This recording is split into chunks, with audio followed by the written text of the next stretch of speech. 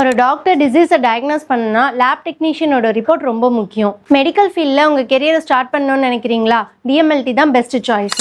நீங்கள் 10th 12th any degree படிச்சிருந்தாலும் DMLT படிக்கலாம். நீங்கள் BSc microbiology, BSc zoology, BSc biochemistry இதை எது படிச்சுட்டு இருந்தாலும் நீங்கள் டிஎம்எல்டியை பார்ட் டைம்லையோ இல்லை ஆன்லைன் கிளாஸ்லையோ படிக்கலாம்.